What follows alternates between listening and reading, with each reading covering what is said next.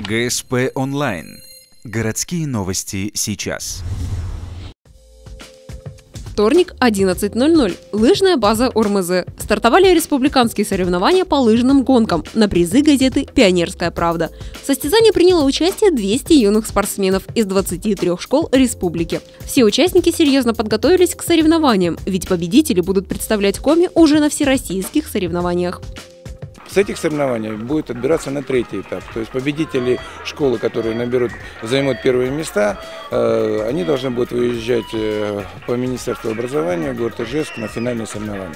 Вот там будет финальное соревнование, где собирается около 1000 школ. То есть вот такая ситуация.